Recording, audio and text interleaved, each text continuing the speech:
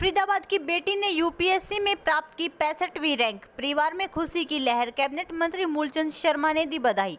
देश में आज यूपीएससी का रिजल्ट घोषित होने के बाद देश के अलग अलग जिलों में खुशी की लहर देखने को मिल रही है।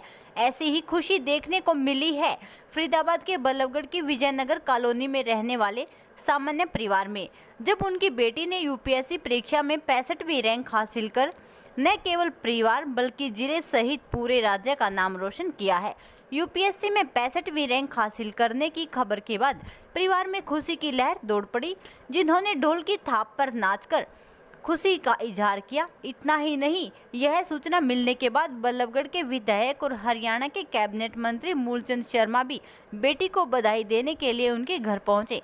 बेटी को आशीर्वाद देते हुए कहा कि फरीदाबाद की बेटी ने यूपीएससी की परीक्षा में 65वीं रैंक हासिल कर धमाल मचा दिया है। अब बेटियां प्रधानमंत्री नरेंद्र मोदी के बेटी बचाओ बेटी पढ़ाओ के नारे को सार्थक सिद्ध कर रही हैं। मंत्री जी, यूपीएससी का रिजल्ट आया है। बल्लभगढ़ से आसिमा गोयल की 65वीं रैंक आई है, पहुँचे हैं, क्या कहेंगे, शुभकामनाएं देंगे? इससे बड़ी खुशी की बात क्या है कि जहां नरेंद्र मोदी और प्रदेश के मुख्यमंत्री मनोहर लाल जी के उस सपने को बल्लभगढ़ की बेटी ने साकार करा है, बेटी पढ़ाओ बेटी बचाओ। और आसिमा गोयल जो 65 में जो रैंक आया है, और मेरी कॉलोनी में पहली बार बेटी ने धमाल मचाया है। और वो बेटी जिसका 65वां रैंक, और मैं चुनाव में कहता था जब सब कुछ इंफ्रास्ट्रक्चर सुधरेगा, बच्चे पढ़ेंगे, मैं चुनाव में कहता मैंने बच्चे शिक्षा की तरफ स्वयं जाएंगे। और सबसे छोटी उम्र उस बेटी ने, इससे बड़ी खुशी की बात क्या है कि हमारी बेटी एक छोटी गली में से एक कॉलेज में बहुत बड़े मुकाम पर गई है। इस परिवार को, इनकी मम्मी को, पापा को और बेटी को बहुत बधाई, बहुत मुबारक। कैडर की बात हुई होंगी आसिमा से, क्या कह रहे हैं? क्या नाम है आपका?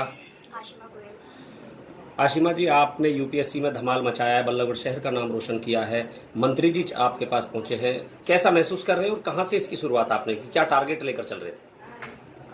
बहुत अच्छा महसूस कर रही हूँ। ये अभी मुझे समझने में थोड़ा समय लग रहा है कि हो क्या रहा है। मैंने ये तो एक्सपेक्ट किया था कि मैं लिस्ट में कहीं ना कहीं आऊँगी, लेकिन इतना अच्छा रैंक लेके आ पाना मेरे लिए बहुत गर्व की बात है। और इसकी शुरुआत मैंने कॉलेज में की। हालांकि मुझे एक बार पीएचडी जाने का भी मौका मिला, लेकिन फिर मुझे लगा नहीं, मुझे मेरी काबिलियत को, मुझे अपने लोगों के लिए कुछ योगदान देना है उसमें। और मुझे लगा आईएएस बन के मैं वो शायद बहुत अच्छे पद पे रह के कर पाऊँगी। तो वहाँ से ही शुरुआत हुई। वैसे ये मेरा सेकंड अटेम्प्ट है जिसमें मैंने 65वीं रैंक हासिल। आपने अपनी जो पढ़ाई है वो कहाँ से की और आगे किसकी कोचिंग कहाँ से ली? इसकी मैंने अपनी पढ़ाई Indian institute of technology Delhi, जो वहाँ से मैंने बीटेक एंड एमटेक किया है केमिकल इंजीनियरिंग एंड बायोटेक्नोलॉजी में। उसके बाद मैंने 1 साल जॉब किया। फिर इसकी कोचिंग मैंने नहीं ली है, ये मैंने सेल्फ स्टडी से किया है। अच्छा, सेल्फ स्टडी से। तो कहते हैं कि 10 से 12 घंटे पढ़ना पड़ता है, आपने कितना समय लगा? हाँ, मैं ऑन अ रेगुलर लेवल 9 से 10 घंटे में पढ़ती थी, लेकिन मुझे लगता है इस एग्ज़ाम में नियमितता बहुत ज़रूरी है। आप चाहे 6-7 घंटे ही पढ़ें, लेकिन नियमित रूप से पढ़ें। कहाँ से आपको ये प्रेरणा मिली कि मुझे आईएएस में जाना है? किसने हेल्प की आपकी इसमें? प्रेरणा मुझे, मैं बोलूँगी कि मेरे जो सहपाठी थे कॉलेज में, हमारे कॉलेज में रिकॉर्ड रहा है, बहुत लोग जाते रहे हैं, तो उनसे मुझे कहीं ना कहीं ये ड्रीम तो था बचपन से, लेकिन उनसे मुझे समझ आया कि ये आसान है करना, ये जितना बड़ा बनाया हुआ है हम भी ट्राई कर सकते हैं इसको। उसके बाद मुझे गाइडेंस भी मिलती रही लोगों के थ्रू। आजकल इंटरनेट पे भी बहुत मटेरियल है, तो उसके बाद मुझे बहुत आसान लगा। किस सब्जेक्ट से आपने आईएएस में? मैंने केमिस्ट्री ऑप्शन था मेरा। परिवार का कैसे साथ मिला? परिवार का साथ तो सबसे बड़ा